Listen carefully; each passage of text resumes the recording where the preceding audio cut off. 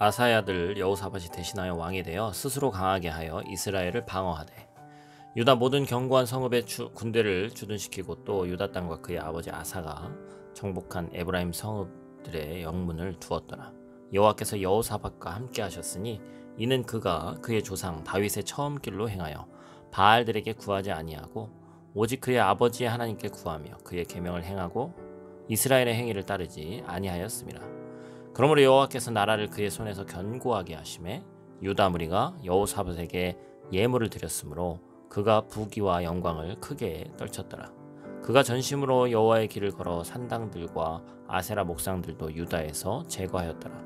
그가 왕위에 있은 지 3년에 그의 방백들 베나일과 오바댜와 스가랴와 느다넬과 미가야를 보내어 유다 여러 성읍에 가서 가르치게 하고 또 그들과 함께 레이 사람 스마야와 느다냐와 스바랴와 아사엘과 스미라못과 여호나단과 아도니아와 도비아와 도바도니아 등 레위 사람들을 보내고 또 저희와 함께 제사장 엘리사마와 여호람을 보내었더니 그들이 여호와의 율법책을 가지고 유다에서 가르치되 그 모든 유다 성읍들로 두루 다니며 백성들을 가르쳤더라. 아멘.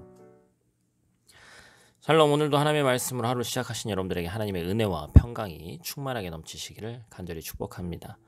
아사의 뒤를 이어서 왕에 오른 여호사밧 이야기입니다. 히스기야, 요시야와 함께 남유다의 3명의 선한 왕 중에 한 명이에요. 우리가 한번 기억했으면 좋겠습니다. 물론 그도 하나님 보시기에 완벽한 인생을 살지 못했지만 대체적으로 하나님을 경외했던 왕이라고 성경은 가리키고 있습니다. 그는 왕위에 오른 직후에 남유다를 강성한 국가로 만들었어요.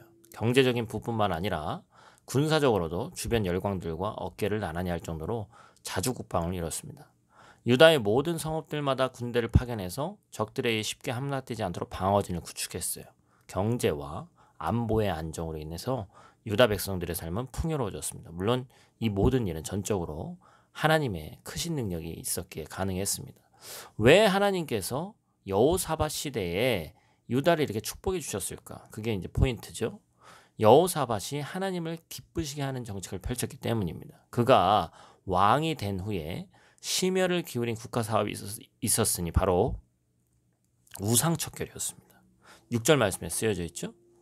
산당들과 아세라 목상들 모두 다 유다에서 제거했다고 기록하고 있습니다. 여호사밧이 영적으로 혼미했던 유다 지역을 영적으로 거룩한 지역으로 탈바꿈시킨 것이죠. 하나님께서 오늘날 우리에게도 동일하게 원하시는 것이 있습니다. 뭘 원하시죠? 거룩을 원하십니다.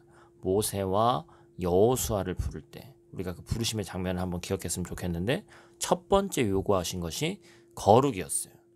거룩은 하나님의 크신 은혜와 능력을 경험하기 전에 성도의 삶에 필연적으로 우선해서 요구되는 것이라고 할 수 있습니다. 나의 삶을 회복하실 하나님을 기대하고 내가 먼저 거룩한 길로 행해야 되는 거예요. 그 길로 행할 때 하나님께서 여호사밧의 인생과 그가 통치하는 유다를 축복하신 것처럼 우리의 삶도 축복이 넘치는 삶으로 변모하게 될 줄로 믿습니다. 여호사밧이 유다를 통치한 지 3년째 유다는 나라가 계속해서 안정기에 접어들고 있었습니다. 동시에 우상척결 작업도 마무리됐죠. 여호사밧이 거기서 그친 것이 아니라 특별한 사업 하나를 준비하는 것을 우리 본문에서 볼 수 있습니다. 그리고 준비된 사람들에게 특별한 그 과업을 맡겼죠. 그리고 그들을 여러 성읍들로 파송했습니다.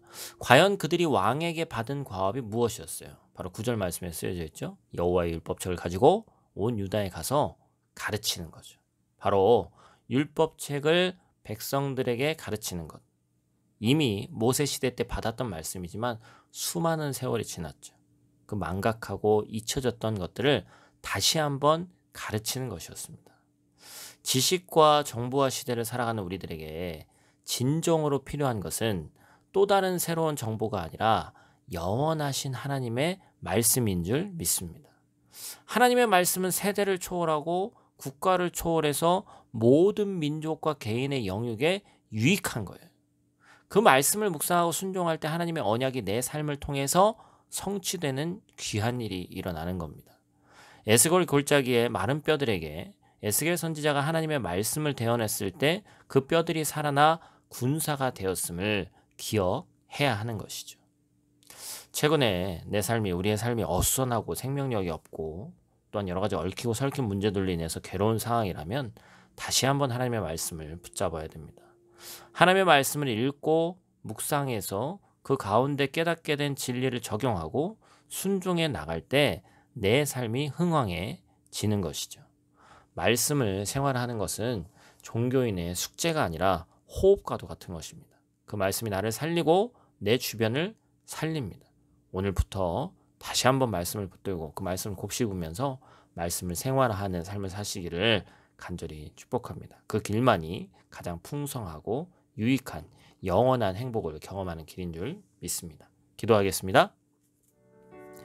지금도 내 삶 가운데서 역사하시는 아버지 하나님 감사를 드립니다.